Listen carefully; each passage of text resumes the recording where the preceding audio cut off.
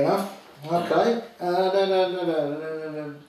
Do you still follow the scene, and have you washed your hands of the whole thing? I have nothing, absolutely nothing to do with paintball whatsoever. The only contact really I've had with paintball now is Martin Billings, who used to play on my team, who occasionally goes down to Holmbush and plays down Walken days, right, yeah, and he keeps on asking me to go down and play. And obviously yourself, Pete. Yeah. And the reason why I don't get involved in paintball, there was also another reason why I stopped playing paintball, because of the politics in paintball was. I was a player, on the field player, and all I wanted to do was play paintball, and I wanted to win and play paintball for England, and that was my goal. I wasn't interested in the politics. But because I was not only the captain, nowadays you have paintball teams, you have an on-field captain and you have a manager. I was everything. I wasn't just a captain, I was the gunsmith, I was the manager, I was a tactician, I was a player, I was everything. And to be quite truthful, I suppose after 10 years, I had enough. I burnt out. No, that's fair enough. Yeah. Been there, seen it, done it. Yeah, that's right, yeah. Outcast Mike, when paintball evolved from pump to semi, did it make tournament paintball better or worse? Well, I'll be quite truthful with you, because we was being sponsored at that time by the Sterlings. Yeah. We got involved in a little bit of hype and the bullshit that the semis won't shoot as far as the pump guns, and you're going to won't be as accurate. And you're over aggressive play, and players are shot too much. Yeah. But to be quite truthful with you, no, I don't think it did, because all we basically done, you just adopted, you adopted a slightly different game. But what you have to appreciate as well is you can only shoot as much paint as you can carry. Right, when you're playing on the woods, right, if you go out there, you got to have a compromise between carrying enough paint to be effective and not too much paint that you can't manoeuvre. Yeah. So there's a balance to be played. Right, this is what you'd have attacking players, long balling players, and every person would have their role. And the thing, I think the semi enabled you to be tighter. Yeah, I suppose it would do, because you've got to be more aware of what's coming in, so it would do, yeah. What I mean by tighter, it enabled you to show a smaller profile.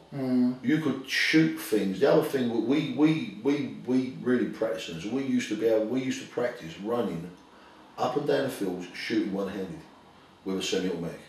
Yeah, because you could, yeah. Because we could. We used to be phenomenally good shots with a gun running, way before anybody else ever done it. We used to practice. When we used to run up bunkers, we never used to run around the side of bunkers.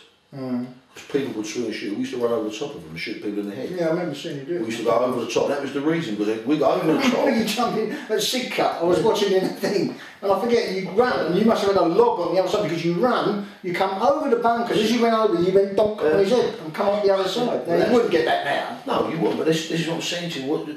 Maybe people couldn't see the game in the heart of the field, but watching paintball played in the woods from the outside.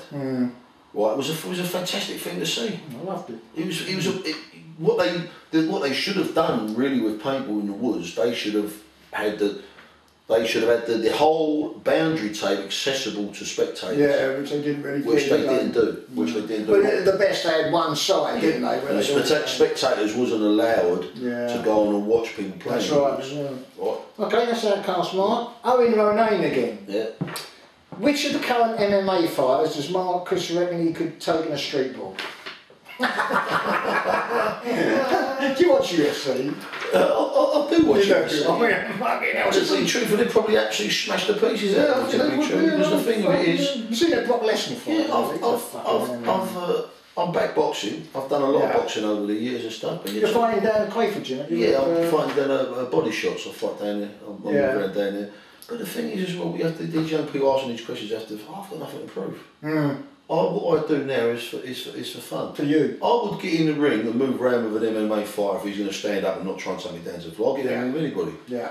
But I've got nothing to prove with anybody. Sure.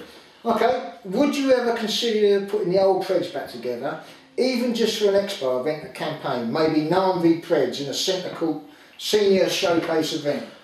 You're the captain of Preds, I'm the captain of the if we could go, if let's turn around and say I had a genie in my back pocket and he waved the magical wand, and I could put the Preds back together, and I could go and play in the woods, and it would be a woodland paintball scene to play, I'd go and do it tomorrow. Would you really? Yes, I would. But I would, yeah, I'd love to. Because I used to have, as much as I used to have. Well, what did Dougie say the other day when we went out? It was the best years of my life. Some of my best friends, yourself included, some of my best friends. And the best enemies in a sense, because you weren't my best friend without being my best enemy, which was a weird thing, wasn't it? It was, I used to have a lot of fun. Not too intense though. No, I used to love it, people. I used to thrive at it, mate. I'm one of them people, I used to, when the... How many times did you nearly come to blows? You're too intense. But no, I used to... Thrive on it. I thought, the reason I like boxing, it's you and so much, and I thrive on adrenaline. Yeah. And this is when I used to play the American teams, I used to get up, and I used to be running on pure adrenaline. I've done things playing against the Americans. Yeah. I look back and go, how the fuck did I do that? Yeah. It's because I was playing on pure adrenaline. The hairs on the back of my neck would be standing up, And do you remember the run-up to South Man event or World Cup? The anticipation. When I was, playing I never had that ever. The anticipation used to run my life. When we used to go to the States and play the Americans and stuff, every game to us was like playing in the finals. Yeah, yeah. Every game, because we had a level of competition out there, we didn't get over it. Every single team that we played in the States, within reason, was as good as the best team we play in England. Well, if you look at the second order, third order teams over there, they were much better than what was back over here, weren't they? There was no weak team, and the thing of it was we had to, and the thing of it is you're only good as against the people you spar with. If you spar with somebody who's less than you, you're never going to be better. I would go and get in a ring with a high ranking pro. If I could, because it bashed the crap out of me, but I'd learn. Yeah. And that's why we used to like playing the Americans. Yeah. Well, eventually, obviously you got better than them. Yeah. I'll put my glasses on the right way around. Right, GT Gary. Of all the markers that Prez used over the years, does Marcus have a personal favourite, and if so, why? I know what that's got to be. Oh, no, you think... I would have said you'd have picked the Dave Goldsworthy. Sterling? Sterling, yeah. Yeah, but what people don't understand, each gun had its own attributes. Oh yeah, but each gun was as an overall gun. I always I've got a vision of the Pred's dominance with Sterling in his hand. My Sterling I've still got, as a pump gun. Yeah, I think, I used to love my pump gun, but then again I used to love my automatic. Yeah. And I used to love my autococker because my guns... So if you had a gun to go out with, saying like the Pred's Narm refix, as Owens just said, what gun would you take with? Yeah. You got the Automag? The old Automag. I'd use the Automag. Yeah, for sure. Sterling, you would not. No, I don't think no, because the Sterling, what you have to understand with it depends if I'm playing pump guns against other pumps, I'll pick Sterling out that. Absolutely, alright, okay. Well, because I couldn't perform to the level that I could to with a pump gun. Playing against a semi. Oh no, right, we're talking about pump on pump. I would have gone for the Phantom, you'd have gone for the Sterling. What about semis? Semis, I would have gone for the Automag for sure. I'll be truthful with you, I think I would have gone for the autococker. Yeah.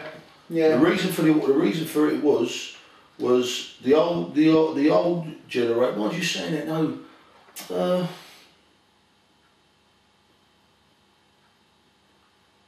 I'll be truthful with you, there was nothing. Out of both guns, I couldn't split them. Okay. Well, that's fair enough. I couldn't split them to be true, because both guns, they had the different. The early Automag was the level 5, I think it was, with the Pro Mags in it, which we come second in the world with. And then the year after that, we got the Bud All sponsorship, we then come second in the world with the autococker. It was different guns, horses for courses. But both guns, I don't think there was anything for or against with both guns.